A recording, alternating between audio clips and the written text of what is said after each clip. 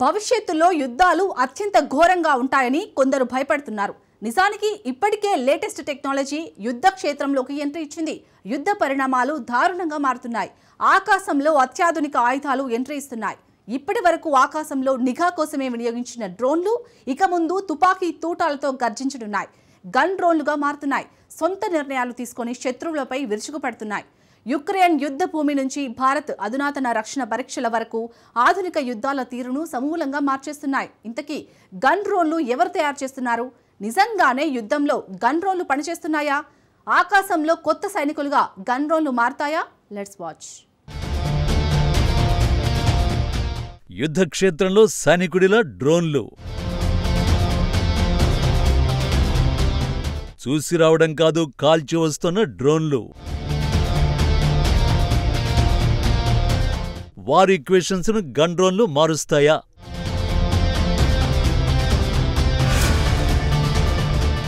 దశాబ్దాలుగా డ్రోన్లు ఆధునిక యుద్ధాల్లో తెర వెనుకే ఉండిపోయాయి. కేవలం బాంబులను వదిలేయడానికి, నిఘా సమాచారాన్ని సేకరించడానికి మాత్రమే డ్రోన్లు వినియోగించారు. కానీ డ్రోన్లలో కూడా ఆధునిక తరం వచ్చేస్తోంది. గతంలో డ్రోన్లు చూసి రమ్మంటే చూసొచ్చేవి. కానీ కొత్త తరం డ్రోన్లు మాత్రం చూసి రావడం కాదు, తగలబెట్టి మరీ వచ్చేలా పరిణామం చెందుతున్నాయి. వీటిని గన్ డ్రోన్లు అంటారు. ఈ గన్ డ్రోన్లు ఆధునిక పోరాట క్షేత్రం నియమ నిబంధనల్ని పూర్తిగా మార్చేస్తున్నాయి. అలా అని క్షిపణులతో కూడిన డ్రోన్లు ఏమాత్రం కాదు. గన్ డ్రోన్లు అత్యంత భయంకరమైనవి. అసలు గన్ డ్రోన్లు అంటే ఏమిటి? వాటిని ఎలా తయారు చేస్తారు? సాధారణ డ్రోన్లకు సంప్రదాయ తుపాకీలను జత చేస్తారు. వాటిని గన్ డ్రోన్లు అంటారు. ఇంకా సింపుల్ గా చెప్పాలంటే డ్రోన్లకు machine guns, assault submachine guns ని అనుసంధానం చేస్తారు. గన్ డ్రోన్స్ పని చాలా సింపుల్. గాల్లో ఆగి శత్రువును గుర్తించి షూట్ చేయడమే. ఈ లేటెస్ట్ డ్రోన్ గన్ ను భారత్ కు చెందిన స్టార్టప్ కంపెనీ ఈ ఏడాది జూన్ లో తయారు చేసింది. బెంగళూరుకు చెందిన కంపెనీ పేరు బిఎస్ఎస్ అలయన్స్. ఈ డ్రోన్ సొంతంగా శత్రువులను గుర్తించి షూట్ చేసే సామర్థ్యం ఉన్నది. సొంతంగా శత్రువుల్ని గుర్తిస్తుంది అంటే దానర్థం కృత్రిమ మేధతో ఎగిరే డ్రోన్ అన్నమాట. బిఎస్ఎస్ అలయన్స్ ఆవిష్కరించిన అత్యాధునిక తొలి గన్ డ్రోన్ ఇదే. సింపుల్ గా చెప్పాలంటే ఈ డ్రోన్ స్వయంగా ఆలోచిస్తుందన్నమాట.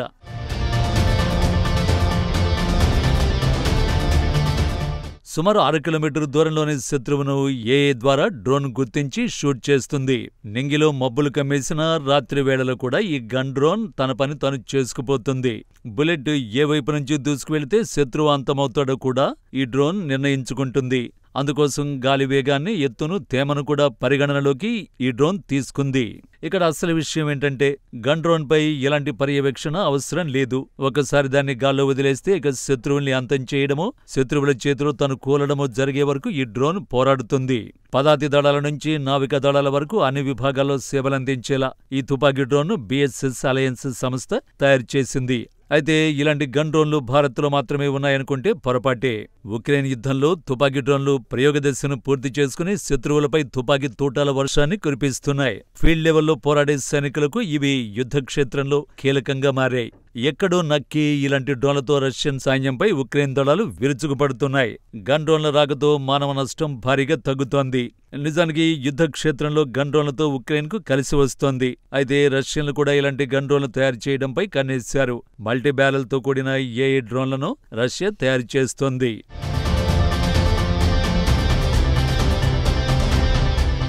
ఈ ఆధునిక గన్ డ్రోన్లు కేవలం యుద్ధ క్షేత్రాలకే పరిమితం కాలేదు. దక్షిణ మెక్సికోలోనూ ఇలాంటి గన్ డ్రోన్లు అక్కడి పోలీసులు ఆవిష్కరించారు. మెక్సికో దక్షిణాదిలోని గ్వాటమాలా సరిహద్దుల్లో డ్రగ్స్ మాఫియా రెచ్చిపోతోంది. అత్యాధునిక మిషన్ గన్లు, అసాల్ట్ రైఫిళ్లతో పోలీసులపైనే ఈ డ్రగ్స్ మాఫియా విరుచుకుపడుతోంది. దీంతో గ్వాటమాలా సరిహద్దులు రణరంగంగా మారాయి. ఈ మాఫియా ముఠాలతో నేరుగా తలపడ్డంతో పోలీసులకు ఎదురు దెబ్బలు తగులుతున్నాయి.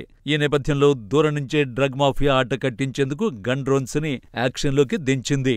అసలు గన్ డ్రోన్ ఎలా పనిచేస్తుంది? నిజానికి డ్రోన్ కు గన్ సెట్ చేయడం అంత సులువు కాదు. బుల్లెట్ ను ఫైర్ చేసే సమయంలో గన్ నుంచి వెలువడే ఫోర్సుకి డ్రోన్ తిరగబడే అవకాశం ఉంది.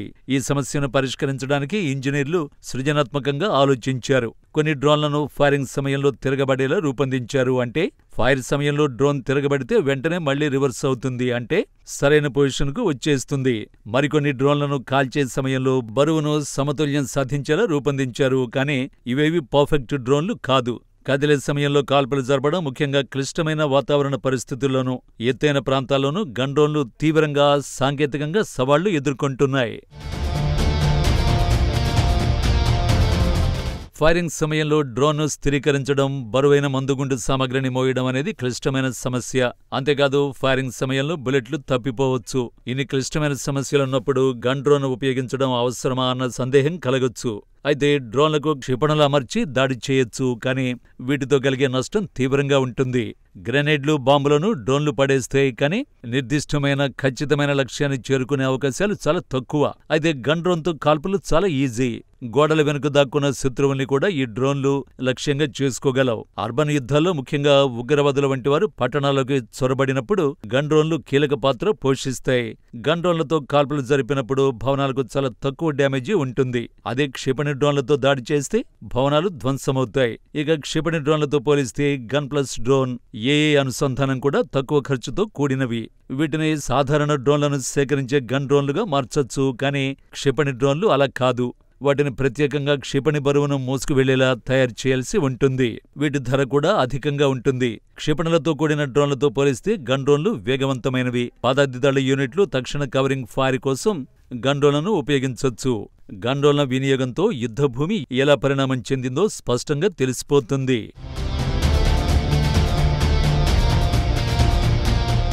ఒకప్పుడు డ్రోన్ అంటే కేవలం నిఘా కోసమే ఉపయోగపడేది. ఆ తర్వాత అది బాంబర్గా మారింది. ఇప్పుడు సైనికుడిగానూ మారుతోంది. భవిష్యత్తు యుద్ధాల్లో శత్రువులపై ఈ గన్ డ్రోన్లే నిప్పులు కురిపించనున్నాయి. నిజానికి ఎప్పుడో భవిష్యత్తులో ఇలాంటివి వస్తాయని అంచనా వేశారు, కానీ భవిష్యత్తు కాదు, ఇప్పుడే గన్ డ్రోన్లు తెరపైకి వచ్చేస్తున్నాయి. ప్రోగ్రాం మార్చి ఆయుధాలను మోసుకుని కాల్పులకు డ్రోన్ గన్నులు సిద్ధమైపోయాయి.